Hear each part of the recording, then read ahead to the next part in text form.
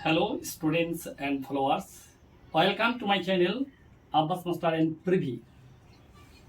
যুক্তিবিদ্যা আলোচনা প্রসঙ্গে গঠন নিয়ে বচন কত রকমের কি কি এই বিষয় পর্যন্ত আমরা আলোচনা করেছি। আজকে আমরা একটুকু ব্যাক সাইডে হেঁটে দেখে নেব যে বাক্য থেকে বচন করার যে নিয়মগুলো আমরা জানতে পেরেছি সেই নিয়মগুলো কিভাবে প্রয়োগ করা যায়, অর্থাৎ কিভাবে একটি বাক্যকে ধরে নেব বা বুঝে নেব যে সেটা এ বচন হবে না আই হবে না ই হবে না ও হবে।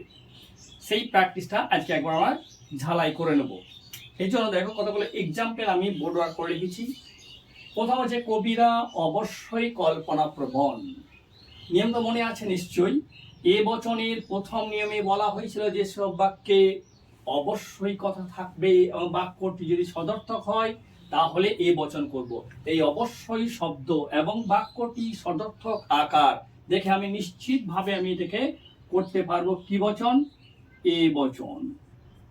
এ বচন। এই বচন করার নিয়ম যে আমরা শিখে গেছি। প্রথমেই আমাদেরকে এ বচনের মানক ব্যবহার করব, যেহেতু এখানে মানক ব্যবহার করা যাবে। এ বচনের মানক কি? সকল। সকল। এবার আমরা উদ্দেশ্য পদ বসিয়ে নেব। কবিরা বসাবো আমরা উদ্দেশ্য পদ কবি। আমরা কখনোই কবিরা বসাবো না, কারণ এই প্রসঙ্গে আমি আগেই বলেছি একটি বাক্যে বারবার বহু বচন ব্যবহার করা যাবে না। সকল কবি, যেহেতু এ বচনের আকার থেকে আমরা জানি তার সংযোজক হচ্ছে হয়, তাহলে সকল কবি হয়। এবার এখান থেকে বিধেয় পদ পেয়ে যাচ্ছে কি না? কল্পনা প্রবণ। কল্পনা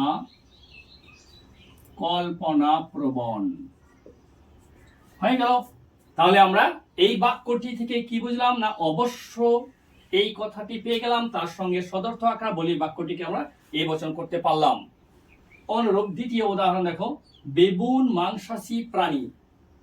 এই বচনটার পরিমাণটা কিন্তু নির্দিষ্ট নয়। কিছু ক্ষেত্রে বলা হয়েছিল যে বাস্তব বিচার করা দরকার আছে।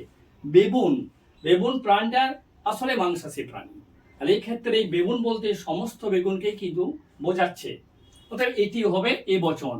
বচনটি করলে তার আকার হবে এরকম এ বচন। মানক অবশ্যই বসবে, কারণ বেগুন মাংসাশী প্রাণী বলতে সমস্ত বেগুনের কথা বলা হয়েছে। তাহলে মানক বসিয়ে দিলাম সকল। উদ্দেশ্য পদ বেগুন, সকল বেগুন। সংযোজক হয়। বিধেয় পদ নিশ্চয়ই মাংসাশী প্রাণী। বিধেয় পদ মাংসাশী প্রাণী। বুঝে গেছে? 3 নম্বর ধরন, 2 আর 2 এ 4 হয়। নিশ্চিত মানে আবশ্যিক যেগুলো হবেই, তাছাড়া কোনো ব্যতিক্রম হবে না, সেগুলোকে অবশ্যই আমরা এই বচন করতে পারবো। আমরা জানি 2 আর 2 এ 4 হয়। 2 আর 2 যোগ করলে 4 ছাড়া কখনোই 5 বা 6 বা 3 পাওয়া যাবে না। তাহলে নিশ্চিতভাবে যে বাক্যগুলো আছে সেই নিশ্চিত বাক্যগুলোকে অবশ্যই এই বচন করতে হবে, এবং এই রকম নিশ্চিত বাক্যতে এই বচনের ক্ষেত্রে অবশ্যই মানক বসাতে হবে। কি হবে? বাক্যটি বচন করলে কেমন হবে?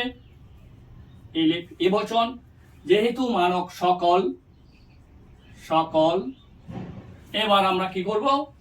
উদ্দেশ্য পদ 2 আর 2 এ 4 হয়, তাহলে উদ্দেশ্য পদ কিন্তু আমার এইটি 2 আর 2 এ সকল। এবার একটা জিনিস বাড়তি লাগাইতে হয়, যেহেতু বচনের সৌন্দর্য বাড়ানোর জন্য সকল ক্ষেত্রে 2 আর 2 এ, 2 আর 2 এ, 2 এ সংযোজক হয় অবশ্যই বসাবো, হয় 4। বোঝা গেল? তাহলে এই ক্ষেত্রে শব্দটা আমাকে যোগ করতে হলো, সেটা হলো বাক্যটিকে সম্পূর্ণভাবে বাক্য তৈরি করা বা বচনের সৌন্দর্য নির্ণয় করা। এবার আমরা চলে আসি পরের উদাহরণে। একমাত্র ধার্মিকরা উদার। এ বচনের নিয়মের ক্ষেত্রে বারবার এই কথাটা আমি মনে রাখতে বলছিলাম। একমাত্র, কেবলমাত্র, কেবল, শুধুমাত্র ছাড়া কেউ নয়। এই ধরনের যদি কোনো শব্দ থেকে থাকে তাহলে সেগুলোকে অবশ্যই নিশ্চিতভাবে এ বচন করতে হবে। তবে একটা শর্ত কি? বিধেয় পদকে উদ্দেশ্য এবং উদ্দেশ্য পদকে বিধেয় পদে পরিণত করতে হবে। এখানে একমাত্র ধার্মিকরা উদার, এখানে উদ্দেশ্য পদ আছে কিন্তু ধার্মিক, কিন্তু হবে বিধেয় পদ ধার্মিক। আর বিধেয় পদ হচ্ছে উদার, অতএব উদ্দেশ্য পদ হবে উদার। বচনটি করলে তা হবে এইরূপ, এ বচন সকল উদার, সকল উদার হন ধার্মিক, সকল উদার হন ধার্মিক। দেখো বাক্যটা কেমন একটা শুনতে বেমানান লাগছে। সকল উদার হন ধার্মিক, এই ক্ষেত্রে এই উদার যেহেতু বিষয়টা মানুষের ক্ষেত্রে প্রযোজ্য, তাই বাক্যের সৌন্দর্য বা বচনের সৌন্দর্য বাড়ানোর জন্য মানুষ সঙ্গে প্রযোজ্য শব্দ বলতে পারো, একরকম মানুষের টাইটেলি শব্দ, সেই শব্দগুলো ব্যবহার করা প্রয়োজন। যেমন সকল উদার ব্যক্তি যদি লাগিয়ে দিই, ব্যক্তি কথাটা আমি লাগিয়ে দিই, তাহলে বাক্যটা সৌন্দর্য বেড়ে গেল, বচনটা সম্পূর্ণ রূপ পেল। এগুলো কিন্তু খেয়াল রাখতে হবে যে কোথায় ব্যক্তি বা মানুষের ক্ষেত্রে হলে এই বিষয়গুলোকে যোগ করতে হবে। সকল উদার ব্যক্তি হন ধার্মিক, তাহলে একমাত্র শুধুমাত্র নিয়ম ক্লিয়ার। পরের উদাহরণ, শিক্ষিতরা সর্বদা জ্ঞানী। কি করে বুঝবে এটি বচন? এই যে সর্বদা, নিয়মে বলা আছে প্রত্যেকে, যে কেউ, যে কোনো, সর্বদা, সব সময় ইত্যাদি শব্দ তার সঙ্গে সদর্থক আকার থাকলে এই বচন হবে। এই বাক্যটি আমরা দেখতে পাচ্ছি সদর্থক আকার, তার সঙ্গে আছে কি সর্বদা কথাটি। অতএব আমরা চোখ বন্ধ করে এটাকেও এ বচন করব, এলেফ এ বচন। সকল শিক্ষিত, সকল শিক্ষিত হন জ্ঞানী। বচনটাতে কি ডিসপুট রইল না, এই যে মানুষ সম্পর্কে শিক্ষিত, এই ক্ষেত্রেও কিন্তু এই ব্যক্তি কথাটা ব্যবহার করা আবশ্যিক, প্রয়োজন, ব্যবহার করতেই হবে, না করলে কিন্তু বচন ইনকমপ্লিট থেকে যাবে। সকল শিক্ষিত ব্যক্তি হন জ্ঞানী। পরের উদাহরণ ছিল প্রত্যেক মানুষ মরণশীল।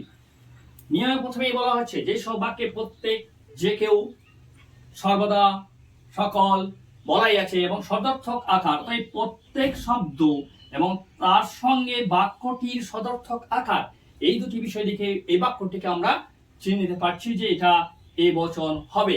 এই প্রত্যেক কথার জন্য প্রত্যেক এবং সদর্থক আকার, তাহলে এটাকেও চোখ বন্ধ করে এই বচন করব। সকল উদ্দেশ্য পদ মানুষ, সকল মানুষ সংযোজক হয় বিধেয় পদ মরণশীল, সকল মানুষ হয় মরণশীল। ক্লিয়ার? চলেছে। যেখানে ধোঁয়া সেখানে আগুন, যেখানে সেখানে যে কোনো, এই ধরনের শব্দ এবং সদর্থক আকার থাকলে বাক্য, এ বাক্য থেকে বচন করার সময় থেকে এ বচন করতে হয়। তাহলে যেখানে আর সেখানে এই শব্দ দুটির জন্য এবং বাক্যটি সদর্থক আকার জন্য এটাকেও আমরা এ বচন করব। বচনটি করলে কেমন হবে? সকল উদ্দেশ্য পদ কি আছে? ধোঁয়া।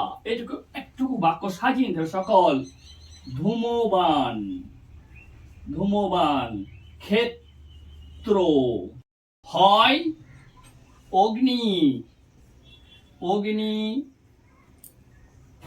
অগ্নিময় ক্ষেত্র। এই যে ক্ষেত্র শব্দ দুটি, এই ক্ষেত্র শব্দটি মানে বসানোর জন্য কি হলো না, বা বচনের একটা সৌন্দর্য চলে আসছে, অতএব এইগুলোকে ব্যবহার করতে হবে। ছিল কি বাক্যটি? যেখানে ধোঁয়া সেখানে আগুন, বা যেখানে ধোঁয়া থাকে সেখানে আগুন থাকে, এই যাই বলো, এই বাক্যগুলোকে বচনে করার সময় এই ধূমবান ক্ষেত্র হয় অগ্নিময় ক্ষেত্র, এইভাবে লিখতে হবে। পরের উদাহরণ চলে আসে আমরা, তিমি স্তন্যপ্রায়ী প্রাণী। এ বচনের নিয়মে বলা হয়েছে যদি কোনো নাম নির্দিষ্ট করে, বা যদি পৃথিবীতে এমন দু একটা বিষয় আছে যেগুলো নির্দিষ্ট আছে, সেগুলো ক্ষেত্রে কোনো মানব ব্যবহার করা যাবে না। তিনি একটা নির্দিষ্ট প্রাণীকে নির্দিষ্ট করে দেওয়া হয়েছে, অতএব এই ক্ষেত্রে মানব ব্যবহার না করেই বচন করা যাবে। আবার এমন একটি বাক্য যেটাতে মানব দিলেও চলবে, দুটোই হবে। দেখো, এলেফ এ, তিমি হয় স্তন্যপায়ী প্রাণী, তিমি হয় স্তন্যপায়ী প্রাণী, এ বছর নিঃসন্দেহ হবে। আবার যদি আমি এখানে সকল কথা লাগিয়ে দিই তাতেও কিন্তু কোনো অপরাধ হবে না। সকল তিমি হয় স্তন্যপায়ী প্রাণী, দুটো আকারই করা যাবে। পরের উদাহরণ, আমি শিক্ষক। এই যে আমি, বলা হয়েছিল যে যদি নাম পদ এবং সর্বনাম পদ থাকে এবং বাক্যটির আকার যদি সদর্থক থাকে তাহলে সেগুলোকে এই বচনে রূপান্তরিত করতে হয়। এখানে সর্বনাম পদ হিসেবে আমি পেয়ে গেছি, বাক্যটি আছে সদর্থক, এবং এই সর্বনাম নাম পদের ক্ষেত্রে মানব ব্যবহার করা যাবেই না একবারে। এই যে এইরকম যখন নাম রয়েছে সেই নামের ক্ষেত্রে মানব ব্যবহার করা যেতেও পারে, না যেতেও পারে, দুটোতে হবে। কিন্তু এইরকম নাম এবং কোনো মানুষের নাম যদি নির্দিষ্ট হয় তাহলে সেক্ষেত্রে মানব ব্যবহার করা যাবে না। সরাসরি একেবারে সেই সর্বনামকে উদ্দেশ্য হিসেবে ব্যবহার করে বচন করতে হবে। তাহলে উদ্দেশ্য পদ হচ্ছে আমি। কি বলা হলো? আমি শিক্ষক, আমি হই শিক্ষক। বোঝা গেছে? পড়ে চলেছে। এখন রাত 12টা এইরকম বাক্যের ক্ষেত্রে বলা হয়েছিল যে সময় বা অন্য কোনো ক্ষেত্র থাকলে সেগুলো যদি সদর্থক আকার থাকে তাহলে এ বচন করব। কেমন করে করব? দেখো, এ বচন। এখন বলতে সময়টি বা সময়টা যে কোনো একটি কথা হয় রাত্রি 12টা। বোঝা গেল? এখন রাত 12টা, সেখানে উদ্দেশ্য পদ হিসাবে আমি সময়টিকে ব্যবহার করলাম, তাহলে এ বচন হয়ে গেল। আজ এই পর্যন্ত। পরের দিন আমরা এ বচনের সঙ্গে সংযোগ আছে ও বচনের, হয় থেকে নয় হয়ে গেলে ও বচন হয়ে যায়, এই বিষয়ে আমরা আলোচনা করব। আজকে এ পর্যন্তই থাক। এইভাবে বাক্য থেকে সহজে বচন করার পদ্ধতি যদি পেতে চাও তাহলে অবশ্যই চ্যানেলটিকে সাবস্ক্রাইব, কমেন্ট এবং লাইক করার প্রয়োজন আছে। আশা করি সবাই করবে। Thank you.